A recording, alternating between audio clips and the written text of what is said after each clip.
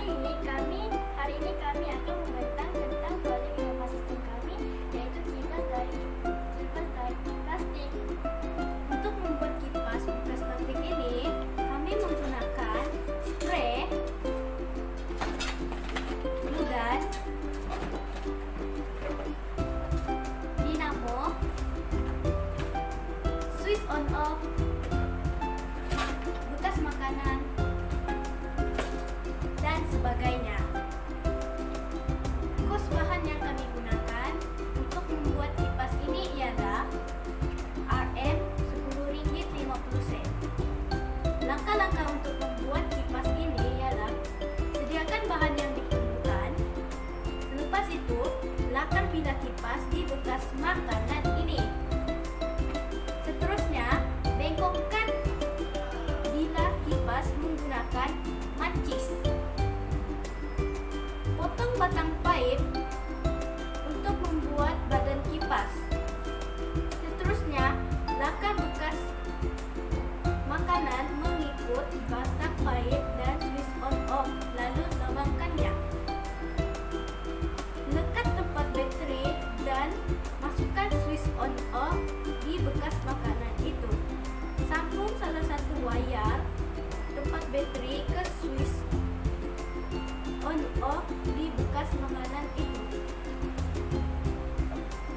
dan gunakan wayar baru untuk sambung ke switch itu. Sambung wayar itu dengan wayar baru agar wayar menjadi panjang.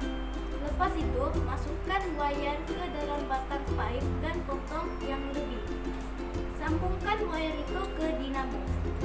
Gunakan bekas makanan untuk membuat penutup dinamo.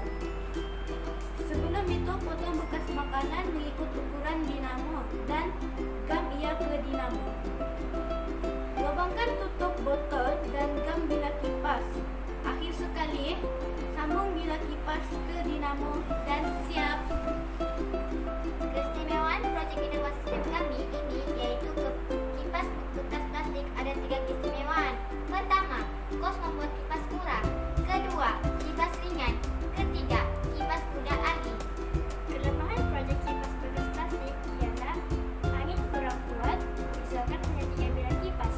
Kedua, bateri cepat habis dikarenakan memakai bateri pakai buang. Ketiga, tidak tahan lasak.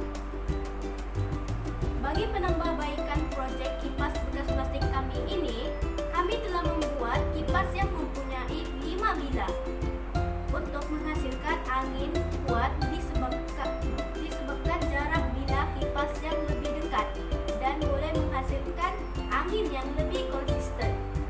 Gantikan bateri pakai buang dengan bateri yang boleh dicas.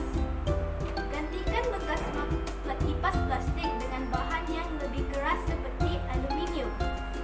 Rujukan yang kami gunakan ialah video YouTube dan google.com. Assalamualaikum warahmatullahi wabarakatuh dan salam sejahtera. Nama saya Sofia binti Sufyan. Hari ini saya dan rakan saya akan membincangkan bagaimana projek kami ini dapat dikaitkan dalam penggunaan SDG atau Sustainable Development Goals. Kami bersekolah di SMK Pulau Gaya dari kelas 3 Adil. Dalam era globalisasi ini, inovasi teknologi memainkan peranan penting dalam meningkatkan kualiti hidup manusia sambil menyokong pembangunan mampan.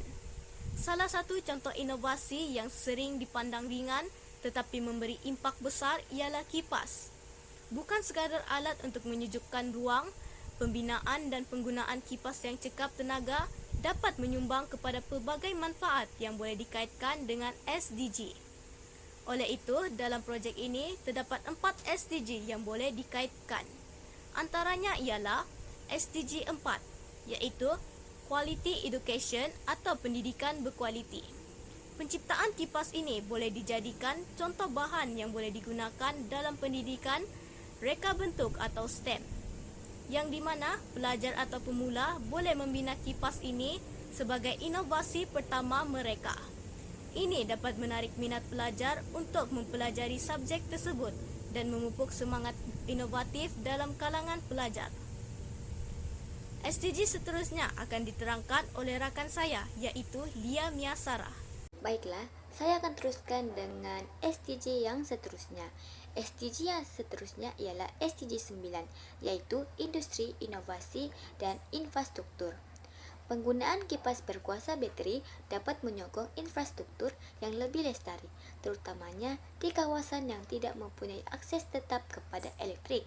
Kipas ini dapat membantu dalam meningkatkan kualiti hidup tanpa bergantung sepenuhnya pada sumber tenaga yang tidak boleh diperbaharui. Seterusnya, SDG 12, penggunaan yang bertanggung jawab.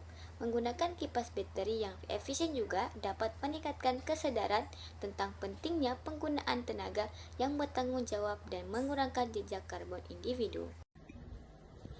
Hai, saya Nur Fatia yang akan menyambung tentang penerangan SDG. SDG yang terakhir ialah tindakan iklim. Kipas berkuasa bateri, terutamanya yang menggunakan sumber tenaga, boleh diperbaharui, terutama kerana ia dapat mengurangkan kesan rumah hijau. Kesimpulannya, pada projek ini kita dapat inovasi, tetapi tidak hanya memberikan solusi yang bagus tetapi juga untuk keperluan sehari-hari. Sekian, terima kasih.